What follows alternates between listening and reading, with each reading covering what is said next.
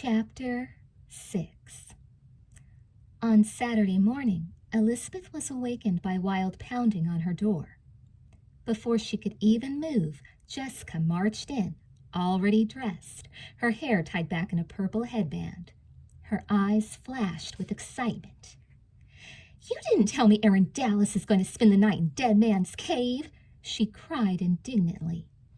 Jessica had spent the night at Leela's and hadn't heard the news until Caroline Pierce called up to share it. And if there was anything Jessica hated, it was being the last one to know.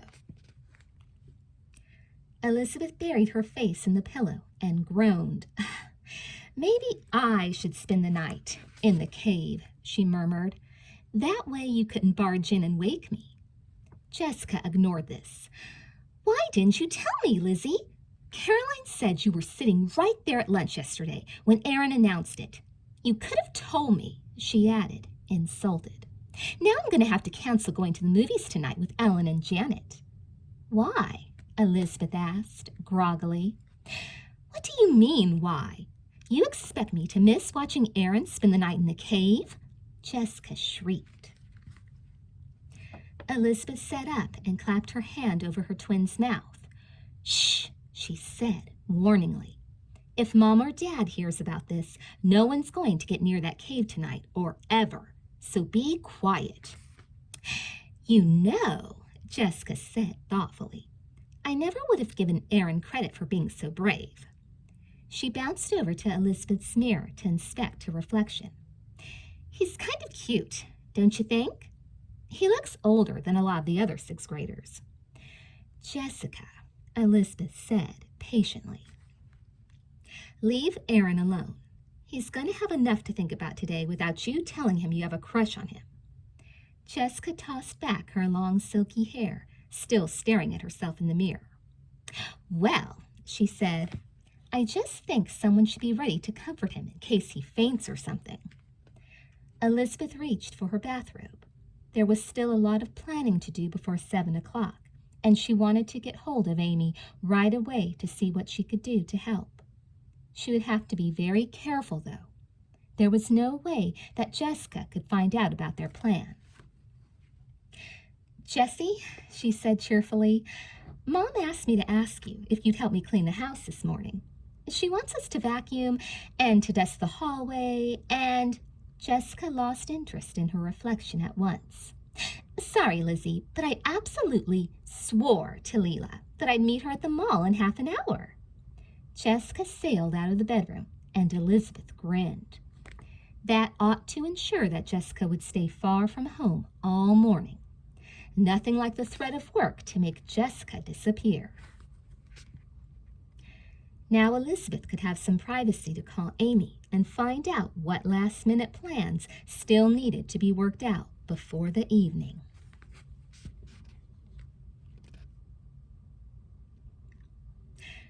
Grace looked down at the baseball mitt in her hand and sighed. Cookman was written in black indelible marker across the side of it. It was a strange coincidence that she was the one to find it Friday afternoon after school. It was behind the bleachers of the playing field where Grace had been watching the cheering squad. When she caught sight of it, she picked it up, thinking that she would take it to the lost and found. But when she saw whose name was on it, she decided to hold on to it. That way she could bring it over to Dennis's house on Saturday morning. Scary as the idea of going over to his house was, it seemed like the perfect plan. He was bound to be grateful to her for coming all the way over to his house to deliver it to him. But now, standing on the Cookman's front porch, Grace wished she had left the mitt in the lost and found after all. The thought of ringing the doorbell and having to face Dennis terrified her. "Here goes nothing," she thought. Her heart was pounding wildly as she rang the doorbell. The inside of her mouth felt as dry as cotton. Mrs. Cookman came to the door. "Hello," she said, smiling at Grace. "Can I help you?" I've come to see Dennis. Is he home?" Grace asked hopefully. Mrs. Cookman looked surprised. Then she smiled. Just a minute, I'll call him. She turned back inside. Denny, she called. A friend of yours is here to see you. The way she said friend made Grace feel weird. Who is it? Dennis yelled downstairs, sounding just about as gruff and awful as he did at school. Denny, come downstairs and find out, Mrs. Cookman called. Grace looked longingly at the sidewalk. She wished she'd never come. Oh, Dennis said, coming out onto the porch and staring at Grace. It's you. What do you want? Mrs. Cookman had disappeared, much to Grace's alarm. She felt better when his mother was there. Here, Grace said awkwardly, extending her arm and showing him the mitt. I found this yesterday behind the bleachers. I thought you might be missing it. Dennis took the mitt. Yeah, it's mine. I thought someone stole it, he said. He gave her a look as though he still thought so. Well, Grace said, blushing, I found it, and I brought it over. That's all. She turned and hurried down the steps, her heart pounding. Why did Dennis have to have such a mean look on his face all the time? Hey, wait a minute, Dennis called after her. Grace turned around, staring at him. Is that why you were creeping around after me in the halls yesterday? Grace decided to nod her head yes. It made her look nicer. Oh, Dennis said, looking down at the mitt. Then he jerked his head in what seemed to be a nod of thanks. He wasn't scowling either. Grace turned and hurried off, her heart still pounding. But she felt like she had made a little bit of progress. Maybe when she said hi to him in school on Monday, he wouldn't snap her head off.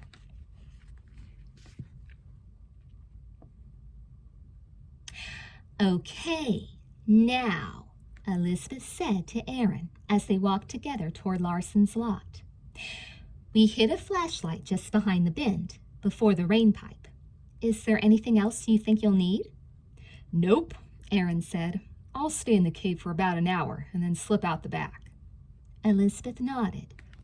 The rules they had decided on in front of Dennis were very explicit. No flashlight, and nothing but a lunch bag with some food inside it and a canteen filled with water. It was twilight when they reached the lot. By 6:45, over a dozen kids had shown up to watch Aaron enter the cave. Most important, Dennis was there, looking as mean as ever and even bigger than usual in a grubby sweatshirt. Get over here, Dallas, Dennis cried when he saw Aaron. I want to make sure you don't have a flashlight hidden on you somewhere. He frisked Aaron roughly, but found nothing and let him go. Aaron looked at his watch. It's 5 to 7, he said. I'll stay in Dead Man's Cave 12 hours. Who's going to be here tomorrow morning at 7 to see me come out? Everyone cheered and hollered. Apparently everyone intended to come. Jessica put her hand on Aaron's arm. You can still change your mind, she said, looking uneasily at the dark cave. You really don't have to do this, Aaron. Aaron laughed. I'm not scared, he said. He made a point of looking right at Dennis when he said that. Jimmy gave Elizabeth a little nudge. Then Elizabeth nudged Amy. It was a strange feeling, knowing that the 5 of them knew something no one else knew. Everyone else looked at Aaron with admiration, like he was some kind of hero. Well, Aaron said at last, stretching as if he were about to take a long nap. Here goes nothing, I guess. Anyone want to say anything to me before I go in? Good luck, Aaron, Ken said solemnly, shaking his hand and trying to look scared for his sake. Of course, everyone else wanted to shake Aaron's hand too and wish him luck. It's 7 o'clock, Dennis growled. Get in there if you're going. Aaron grinned. I'm on my way, he said, and with that he disappeared into the dark mouth of Dead Man's Cave. Everyone was quiet for a minute. Aaron? Jessica called. Are you, are you okay in there? Fine, Aaron called out. Couldn't be better. It's a little dark in here, but otherwise it isn't so bad. Just wait till 3 in the morning when no one is out here, Dennis taunted. I'll get a good night's sleep, that's all, Aaron replied. Everyone was quiet again, listening. Every once in a while, a twig snapped. It was starting to get dark. Jimmy got to his feet. I promised my mom I'd be home by 8, he said. I guess I'd better get going. Wait, I'll go with you, Caroline Pierce said, getting to her feet too. One by one, people started to leave. Aaron, Elizabeth called, we're going now, okay? We'll be back at 7 tomorrow morning. Okay, a muffled voice called back. Aw, Dennis said with a look of disgust on his face. There's no way he's going to make it through till morning. I'll bet you anything when we get back tomorrow he'll be gone. Elizabeth and Amy winked at each other. They knew Dennis was wrong, and they had a feeling he was going to be very surprised.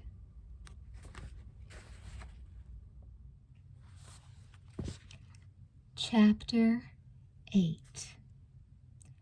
Grace got to school early Monday morning on purpose. She wanted to find Dennis Cookman first thing so she could ask him to have lunch with her.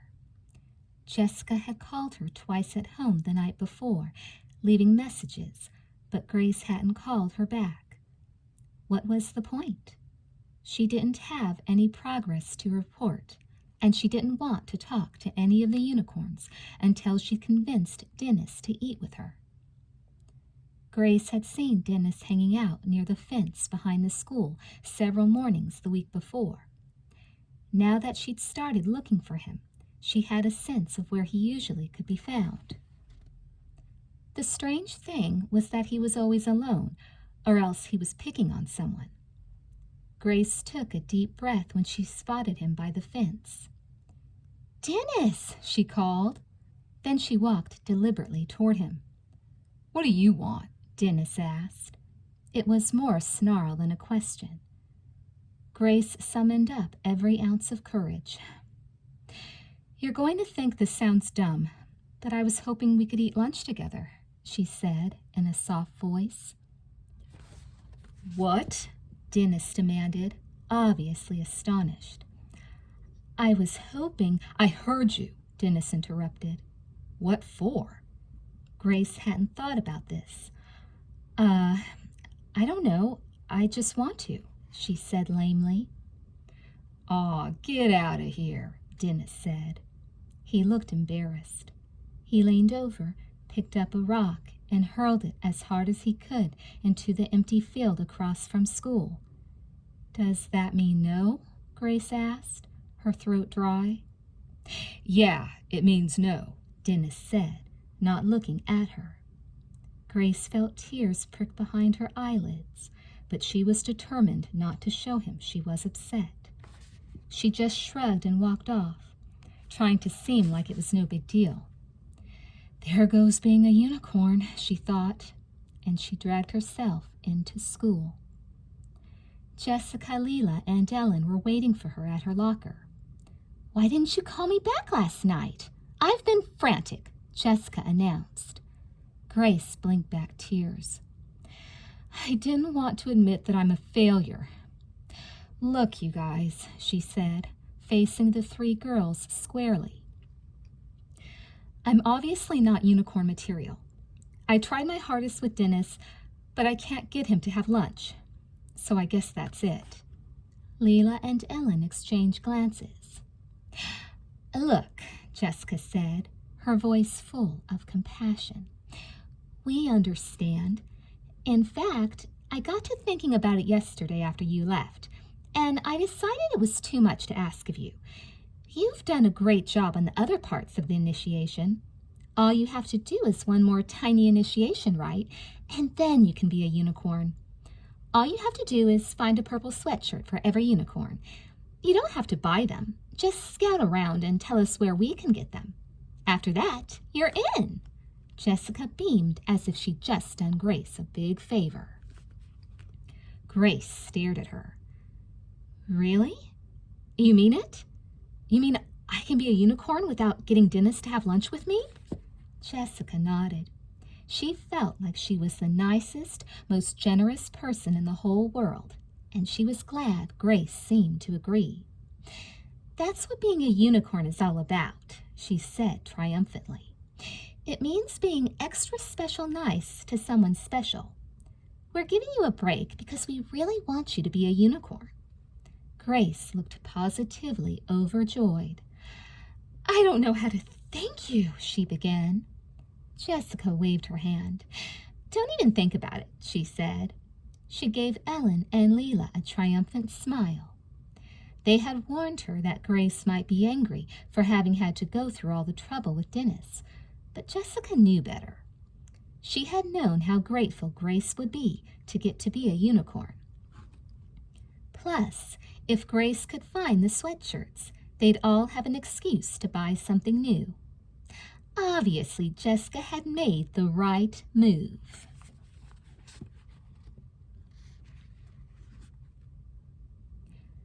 Grace arrived at the lunchroom late and looked around for a place to put her tray. She'd been talking to Mr. Bowman about an essay she had written on the adventures of Tom Sawyer. Now she was so late there was nowhere to sit. At last she sat down at an empty table on the left side of the cafeteria, took out her essay, and began to reread it. Hey, a gruff voice said. You still want to have lunch with me? Grace looked up, astonished. There was Dennis standing over her, his lunch bag dangling from his big hand. Sure, she said, gulping. She felt like she'd had the wind knocked out of her. I don't know why you do, Dennis continued, sitting down and looking at her sullenly. Grace put down her essay. I was just curious about you, that's all, she said, improvising. I wondered why you never sit with anyone. Who am I supposed to sit with? Dennis growled. Grace shrugged. Maybe if you weren't so mean to people, they'd sit with you, she suggested. She couldn't believe she was actually saying this to Dennis. Her heart started to pound. What if he hit her or something? But he just looked at her. People are mean to me, too, he pointed out. How would you like being called names just because you're big? Big and mean, Grace corrected him. No one would call you names if you weren't such a bully. Dennis thought this over. So why did you want to eat lunch with me then, if I'm such a bully? He demanded. Good question, Grace thought. She could hardly tell him the truth. I told you, I just wanted to get to know you a little bit. Oh. Dennis took his sandwich out, took a bite, and handed it to Grace. Want some? It's good. My mom made it. Grace looked at the sandwich. She knew she'd really hurt his feelings if she said no. Okay, she said, picking it up gingerly and taking a minuscule bite. Dennis grinned. You aren't that bad, he said. It isn't so tough eating lunch with you. Who knows, he added. I might even do it again one day. Grace smiled weakly at him. That's great, she said faintly.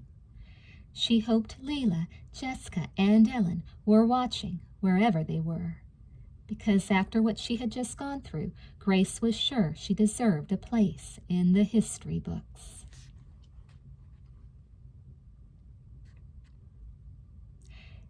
Jimmy listened to the last instructions from Aaron and Ken on the way home from school. Remember, the flashlight's hidden behind the bend, right before you get to the rain pipe, Ken was saying. Don't leave right away. Stay for about an hour, long enough to make sure everyone else has gone, Aaron added. And whatever you do, be sure to get up early enough to be inside the cave before 6:30. Dennis will probably get there early tomorrow morning to check. Jimmy nodded. Oh, and don't make any noise when you leave or return. There's a whole bunch of twigs and dry leaves and stuff behind the rain pipe. Be careful not to rustle them. Okay, Jimmy sighed. I guess I'm ready. You're going to do a great job, Aaron said, slapping him on the back. We're counting on you. And remember, tomorrow night's the night. Dennis is going to be scared out of his big bully mind in there. Yeah, Jimmy said hollowly. Aaron and Ken turned right at their block, and Jimmy continued on. Well, see you tonight, guys. He was almost home when he heard a voice call him. Hey, undersized, wait up. Great, Jimmy thought. Dennis Cookman. Just what I need to make a rotten day more rotten. Maybe he'll beat me up so I can be in total pain tonight as well as total terror. You really planning on spending the night in that cave? Dennis demanded, panting a little as he ran to catch up with Jimmy. Jimmy nodded. Well, I wouldn't if I were you.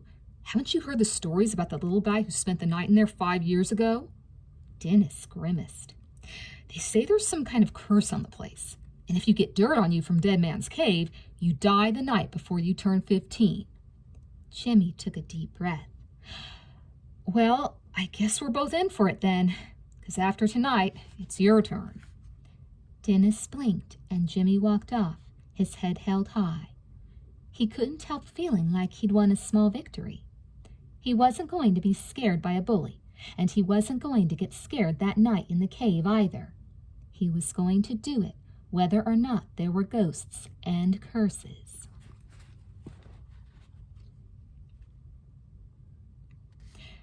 Just a few hours later, Jimmy couldn't believe how easy it had been. As soon as everyone else had gone, he scooped up the flashlight and crawled out through the rain pipe. He climbed easily up the hill into the woods, being careful not to make noise, and was able to slip inside his house just before 8:30. He told his mother he'd been over at Ken's house, working on a social studies project. She just smiled at him and nodded. Don't stay up too late, dear. It's a school night, she warned. Jimmy hid a smile. He intended to go to sleep right away so he'd be able to wake up at 5:30 when his alarm went off. He wanted to be sure everything went smoothly in the morning. The others were counting on him. It all went without a hitch. The alarm went off. Jimmy sneaked out of the house without making a single noise, and by 6:30 he was safe inside the cave again. He even remembered to rumple his hair and rub some dirt on his face so he would look as if he had spent the entire night there. At 7 o'clock, he crept out of the cave, where a whole crowd had gathered to see whether he'd made it. Everyone cheered, and Aaron hoisted him up on his shoulders, shouting out his name. Okay, Dennis, Ken said, crossing his arms. You're on for tonight, right? Dennis wiped his brow, looking nervously around him. I don't know, he said. I've got a really bad sore throat. Maybe we should put it off till tomorrow or something. Aw, come on, Cookman, Aaron said. A deal's a deal. You don't want to back down now, do you? Dennis swallowed cautiously. My throat, he said, looking paler by the minute. You know how stupid it is to sit around in the damp air if you're coming down with something. He didn't meet Aaron's gaze. I'd better not do it tonight. Aaron looked disgusted. You don't have a sore throat. I do too, Dennis said, sounding offended. I told you, I'll do it when I feel better. And with that, he stormed off. As everyone watched him go, an explosion of name-calling, taunting, and mockery broke out. We're not going to let him get away with it, Aaron said grimly. A deal's a deal. Let's make sure we all give Dennis an extra hard time in school today. Whatever it takes, we're going to get him in that cave tonight. All night. Everyone cheered. They couldn't wait to see Dennis get a taste of his own medicine. They were going to do everything they possibly could to make sure he got the biggest scare of his life. Chapter 9.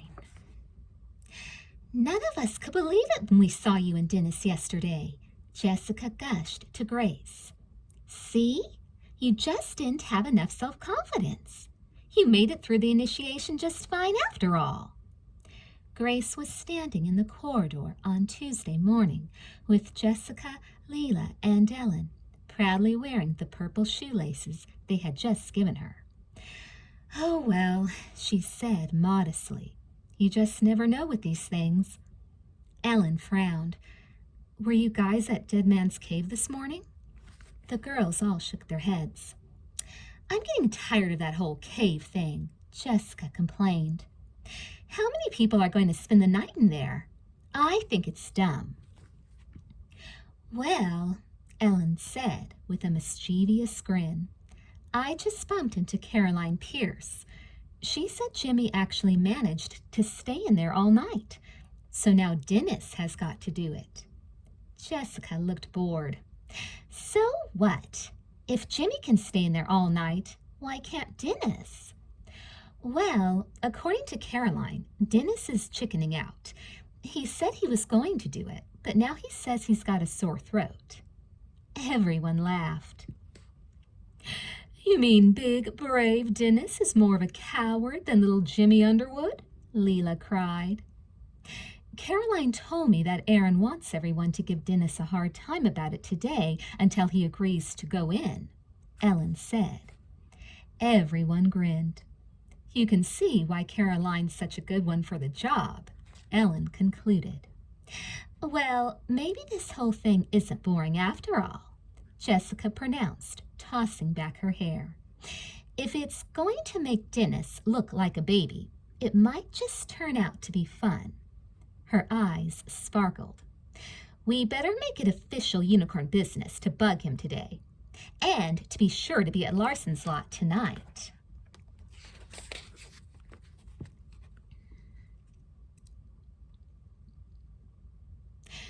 Hey, Dennis, what's your problem? Think you're going to see a ghost tonight? One of the 7th graders jeered. Dennis glared at him. The whole morning had been like this, and lunch was even worse. Everyone who saw him said something about the cave. How's your throat, Dennis? Caroline Pierce asked, sailing through the lunch line. Kind of surprising, Peter DeHaven said to him with a little smile. When you figure even Jimmy wasn't afraid to spend the night in the cave. Dennis paid for his lunch, still fuming. He had just finished putting the change back in his wallet when Leela and her 8th grade cousin, Janet Howell, jumped up behind him, screaming, Boo! Get out of my way, Dennis growled, but the girls didn't look very frightened. Grace was sitting by herself in the corner of the lunchroom, putting the finishing touches on the revision of the essay she'd written for Mr. Bowman. She was so deep in thought, she didn't notice Dennis coming over. Hey, he said in a gruff voice. Someone sitting here? Dennis, Grace exclaimed. No, go right ahead.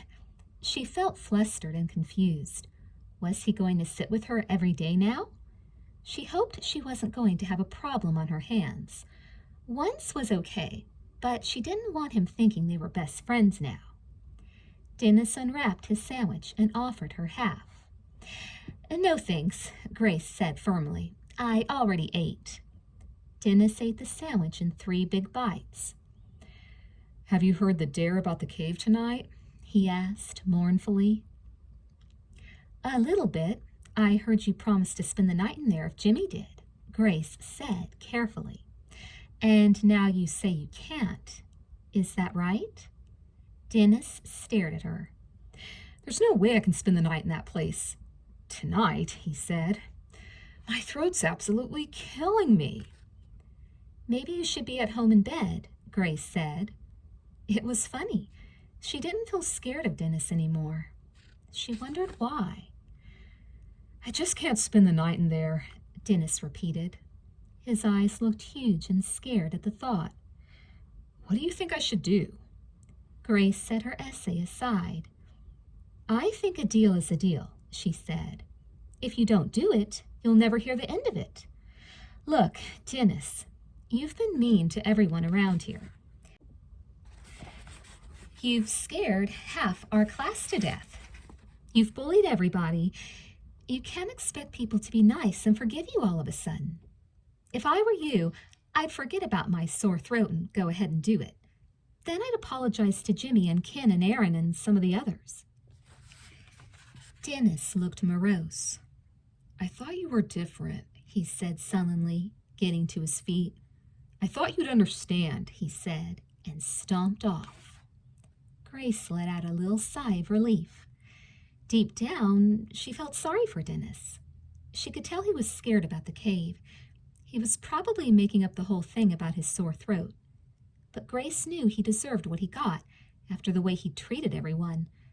Still, when she heard everyone jeering at him, she couldn't help feeling sympathetic.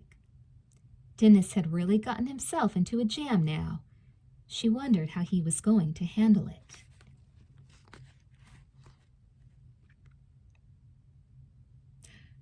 He's going to do it, Aaron crowed, hurrying over to the group. Jimmy, you took the flashlight out, right? Jimmy nodded. Good. And did you remember to drag those branches across the back so there's no way he can see through to the rain pipe? Yup, Jimmy said. He grinned. He's going to be good and scared, especially after all the stories he told me about the dirt in there being cursed and everything. Okay, Aaron said.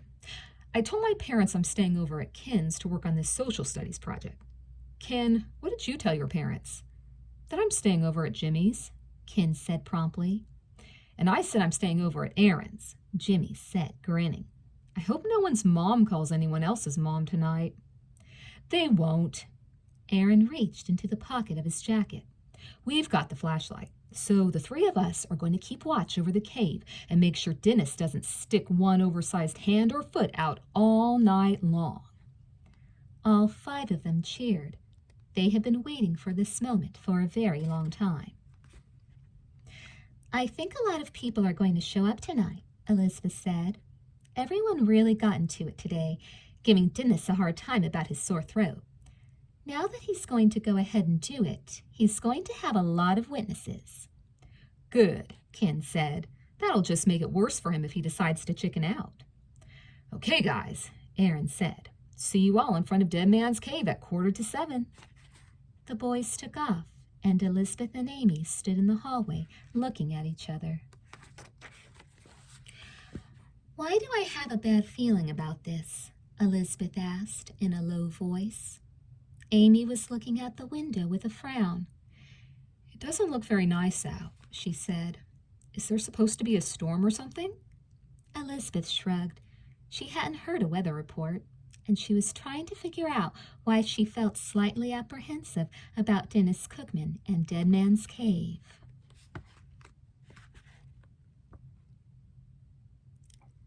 By 7:10, a huge crowd had gathered in Larson's lot.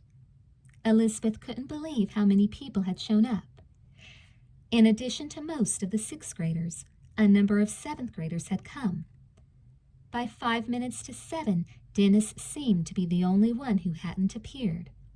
Everyone was exchanging anecdotes about Dennis, the various fights he'd gotten in, the trouble he'd made in classes or sports. He's late, Aaron said at 7:00, frowning at his watch. Elizabeth zipped up her jacket. The sky was dark and threatening, and a strong breeze rustled through the weeds in the field. Aaron, she said, maybe we should call this off till the weather clears. Are you kidding? After all this trouble? Aaron shook his head. Look, here he comes now. A hush fell over the crowd as Dennis appeared at the edge of the lot. He looked like a giant in his worn denim jacket and a pair of dark jeans. Like Elizabeth, he was looking apprehensively at the sky. Come on, Cookman, hurry up, Aaron called. Dennis walked slowly and deliberately across the lot until he reached the front of the cave. Listen, he said, there's supposed to be a bad storm tonight. None of the rest of you stayed in here when there was a storm. Why should I? The response from the crowd was overwhelming. Scared, Cookman? One of the 7th graders jeered. You afraid of a little rain or something?" Dennis looked down at the ground. "Okay," he said finally. "I'll do it." He looked down at his watch. "See you tomorrow morning." He looked pale, but he stepped inside the cave, and everyone cheered. A rumble of thunder sounded in the distance, and a couple of kids grabbed their bikes and started off across the lot. "Hurry! It's going to pour!" Caroline called, dashing away through the woods. Elizabeth looked uneasily at Amy. "I feel bad, leaving him here during a storm," she whispered. "Oh, he'll be okay," Amy assured her. "He'll be inside the cave. Come on, Lizzie. We're going to get soaked if we stand out here much longer." Lightning lit up the sky, and a loud crash followed. "Wow," Jimmy said, looking up at the sky. "We better get out of here." Aaron was standing absolutely still, a look of panic on his face. "Aaron, what is it?" Elizabeth demanded. The first big raindrops were hitting the ground. It looked like the storm was going to come quicker than they'd expected. "Remember what I told you about that rain pipe?" Aaron demanded. "Remember I said the water didn't drain the way they planned or something?" Elizabeth shook her head, confused. The raindrops were getting bigger, and she shivered. A lot of kids were huddling nearby, uncertain whether to run for shelter or wait out the storm. The sky was very dark now, and the trees were pitching wildly in the wind. "If it rains hard enough, that pipe will fill with water and flood the cave," Aaron cried, raising his voice over the wind and rain. "Dennis could be in trouble. We're going to have to get him out of there now." Elizabeth's heart started to pound. She had completely forgotten about the rain pipe. The thought filled her with terror. Any minute, rainwater could start flooding the cave.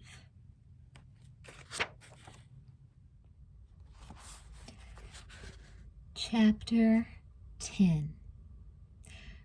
"When I count to 3, Aaron shouted urgently. "we're all going to yell his name, okay?"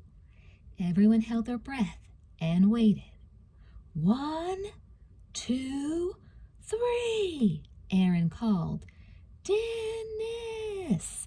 Everyone called together into the cave. There was no answer. "Let's try again," Elizabeth urged. "Dennis!" they screamed at the top of their lungs. "We're going to have to go in there and get him out," Aaron said grimly. "Ken, come with me." "Let me come too," Jimmy said in a brave voice. "Thanks," Aaron said. "You're pretty tough, you know that?" Elizabeth and Amy were huddled under Amy's rain poncho. A clap of thunder came closer this time, and suddenly the rain was pouring down in torrents. Elizabeth couldn't remember the last time they'd had a storm so sudden and so violent. Jessica and a few other kids had by now run under a small shed at the edge of the lot. "Is Dennis going to be all right?" Grace Oliver asked, ducking in under Amy's poncho. Her face was pale and her eyes were wide with fear. Elizabeth quickly explained about the rain pipe. "We've got to get him out of there right away. Otherwise the cave could flood," she said anxiously. Grace looked close to tears. "It's all my fault. If I hadn't pushed him, he would never have done it," she moaned. Elizabeth put her arm around the shivering girl, trying to soothe her. It was clear Grace felt responsible, and nothing she could say would calm her down.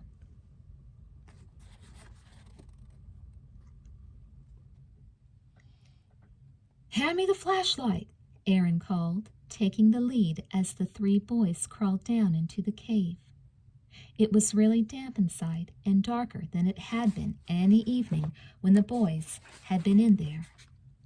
They could hear rain pounding with sharp staccato sounds on the metal rain pipe at the back of the cave. "Dennis, where are you?" Aaron cried. He swung the flashlight's beam from side to side, but the center of the cave was empty. There he is, Jimmy cried, pointing to the cave's side. A narrow ledge had been formed by the excavation, making a shelf about 4 feet off the ground. Dennis was crouched on the shelf, hugging himself with terror each time thunder crashed outside. "Dennis, get down. We've got to get you out of here right now," Aaron said, reaching up to give him a hand. Dennis glared at them. "Yeah, sure. You're going to convince me to leave so you can all laugh at me. Tell me I'm a baby." His eyes flashed. "Forget it. You can't trick me. I'm not leaving until tomorrow morning." "Dennis, there's a big rain pipe back there," Aaron said rapidly. "I'm not kidding. We all used it to get out of the cave. It's filling up with water, and there could be a flood in here. We've got to get you out of here. It's dangerous." "Get lost, creeps," Dennis snarled. "I'm not going to trust you. The minute I walk out of this cave, you're going to call me a coward. I know it." "I'm going to get help," Jimmy cried, turning and racing out of the cave, leaving Aaron and Ken to try and reason with Dennis. "He won't believe us. He doesn't trust us," Jimmy cried to the girls. "And there's water pouring in from the back. You guys, what if he won't come out? What if he drowns?" Grace grabbed Jimmy's hand. "Let me go in there. Maybe he'll listen to me." She didn't wait for a response, but raced through the rain to the entrance of the cave. It was slippery and muddy, and Grace almost fell, but she managed to catch herself. "Dennis!" she cried, groping her way forward in the dark cave. She could hear rain pounding on the rain pipe and water gushing into the cave. There was already so much water, she had to wade to where Ken and Aaron were standing. "Dennis, you have to listen to them. You have to get out of here. Look at the water," she cried. Dennis seemed to snap out of it just then. He stared with horror at the water on the cave floor. "Oh no," he cried. "We're trapped. We're going to die." "Dennis, stay calm," Ken urged. "We're going to get you out of here if you'll just let us help you. Grab hold of my hand," he instructed. "Come on, Dennis," Grace urged. "Please." Grace's voice seemed to be the only thing Dennis could focus on. He leaned forward, trembling violently, and took Ken's hand. "Okay, we've got you now," Ken said. Aaron took Dennis's other hand, and they helped the terrified boy down from the ledge into the rising rainwater. "Grace, get out of here," Aaron called. "Run!" Her chest heaving, Grace turned and ran for the mouth of the cave. The water was up to her knees now, and she slipped twice, but finally she made it, pulling herself up with the help of Elizabeth, Peter, Amy, and the others waiting outside. Jimmy put his arms around her, and Grace burst into tears. "There's so much water in there. It's rising so fast," she sobbed. "We're going to need help," Ken gasped, sticking his head out of the cave and pulling himself up to safety. "Dennis is too heavy for Aaron to pull up. We're going to have to make a chain." Aaron scrambled out of the cave next. "Okay, Dennis, we're going to pull you out," he called. He planted his feet on the slippery ground and leaned forward, stretching out his arms. Ken moved behind him and grabbed his waist, and Jimmy got behind Ken. Soon the chain reached almost halfway across Larson's lot. "You ready, Dennis?" Aaron called. "Hurry!" Dennis sobbed. "The water's up to my waist." "Okay," Aaron called back. "When I yell 3, pull!" Everyone strained to hear his voice through the pouring rain. 1, Aaron called. 2, 3. With that, the whole line strained forward. Elizabeth pulled as hard as she possibly could. She didn't realize how scared she had been until she heard Aaron yell, "He's out!"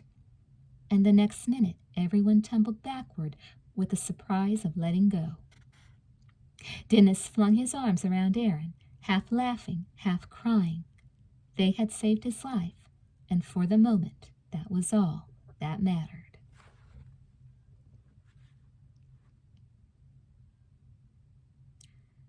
The storm stopped almost as quickly as it had begun, and the kids who had crawled into the shed for protection came out to find out what had happened. Dennis, dripping with water, was looking hard at Aaron. So you guys didn't really spend the whole night in the cave, did you? Bit by bit, the whole truth came out. How Aaron had found out about the secret escape through the rain pipe. How each had pretended to spend the night in the cave. How they had schemed to get Dennis to spend the night there. We wanted to get you back for bullying us, Jimmy explained. We figured it was only fair. I guess you were right, Dennis said gruffly. I've got to admit it was a pretty good trick. You guys sure fooled me. Jessica stared indignantly at her twin. You mean you knew all about this all along and never told me? Elizabeth grinned. Everyone has to have a secret sometime, Jess, even a twin. Dennis cleared his throat. There's something I want to say. You guys saved my life tonight. You didn't have to. I acted like a dope, and I'm sorry. He turned away. I'm going home now to think a lot of stuff over. I just want you to know I appreciate what you all did for me in there. He coughed and looked at the ground. Thanks. Everyone watched him trudge off across the lot, his wet clothes clinging to him. Maybe that will be the end of his bullying, Grace said, her voice cracking. She had learned something too. Maybe it had been unfair of the unicorns to demand that she got Dennis to have lunch with her. But it had made her do something she would never have done otherwise. She had reached out to someone who was totally alone.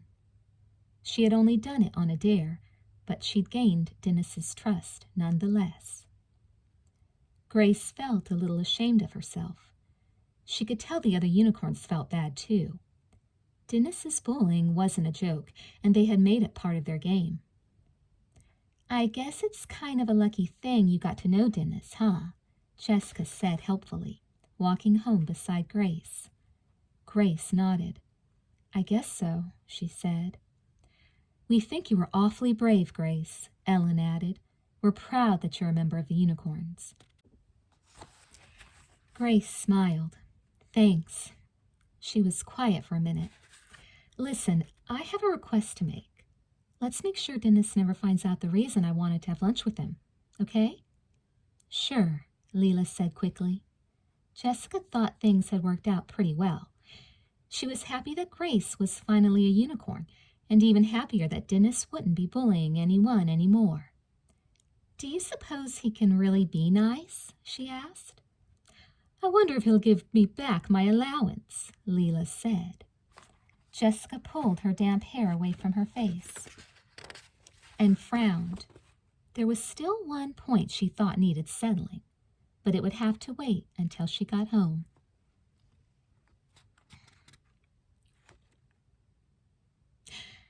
I can't believe you never told me about the rain pipe, Jessica said to her twin once they were up in Elizabeth's bedroom with the door closed. When the twins had gotten home, Mrs. Wakefield had sent them both to take hot baths. Now Elizabeth was drying her hair with a thick towel. Well, you never told me what you guys put Grace Oliver up to. I had to overhear it. I can't believe you, Jess.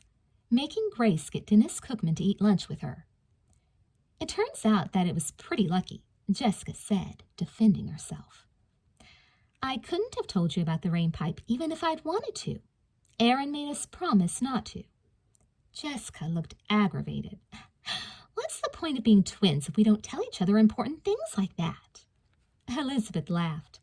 Leave it to Jessica to sound hurt and offended when she herself kept secrets from Elizabeth all the time.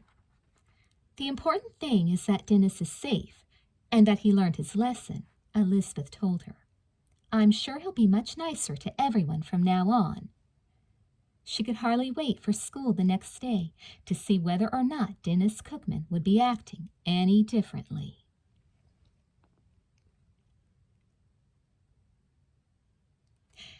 If you told me a week ago that Dennis would be eating lunch with Jimmy Underwood instead of eating Jimmy Underwood's lunch, I never would have believed it, Janet Howell remarked. The unicorns were in their special corner of the lunchroom, watching Dennis with fascination. "It's pretty incredible," Leela agreed. Her eyes were shining, and Jessica could tell she was just dying to spring some kind of big secret on the group. "So, has anyone heard the news yet?" she said finally. "What news?" Jessica demanded. She hated to think Leela knew something she didn't know. Leela took a deep breath. "Now, don't all start screaming when I tell you this," she said. "You know Kent Kellerman, the gorgeous guy who plays Neil on All the World?" All the World was the Unicorn Club's favorite soap opera. They watched it whenever they could and made sure to videotape it when they were at school, so they never missed a single episode. And Neil was most of the reason. "Which one is Neil?" Grace asked innocently. Everyone gasped. "Which one?" Leela repeated, shocked that Grace didn't know. "He's the star," Janet said reprovingly. "At least, he's the star since Philip got shot and Tex moved away and Tyrone turned out to be a criminal." "Oh," Grace said, "you mean the rich guy who wears dark suits and is in love with the blonde woman who just had an eye operation?" "No," Jessica cried, anguished. "He's the juvenile delinquent who just moved from the East. At least, everyone thinks he's a juvenile delinquent, but really he's the son of Seville Lyons, that guy who was on last year for a few months, who was married to Noelle's mother." "Oh," Grace said, still confused. "I think I know which one he is." No one else was one bit in doubt. Neil was their new hero, and nearly every member of the club had a picture of Kent Kellerman taped inside her locker or over her bed. "Anyway, what about Kent, Leela?" Jessica prompted. "You're going to die. Absolutely die. Daddy has a friend in Hollywood who works with one of the producers of All the World. Apparently they're doing a special on-location episode right here in Sweet Valley. And Kent Kellerman is going to be the major actor in the scene." Forgetting their promise to be silent, everyone started to shriek. Jessica couldn't believe her ears. Kent Kellerman coming to Sweet Valley? It was unbelievable. "Look, I've got it all written down," Leela said triumphantly. "Mr. Kellerman will arrive at 9 o'clock on Monday. Scenes will be shot at Chester Street, Main Street, the Valley Mall, and the cinema." Everyone was frantic with excitement. "We're going to get to see Kent Kellerman in person?" Jessica cried, her eyes sparkling with excitement. "You guys, what on earth am I going to wear?" Janet looked stricken. "You're right," she moaned. "We're going to have to think of something. We can't all wear purple sweatshirts to meet Kent Kellerman."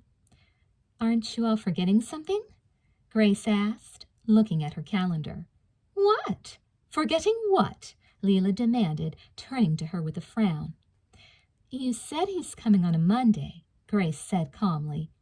"How are we going to see Kent Kellerman if we're supposed to be in school?" Everyone looked at Grace as if she had dropped a bomb in the middle of the table. She was right. The shrieks of joy faded to a stunned, miserable silence.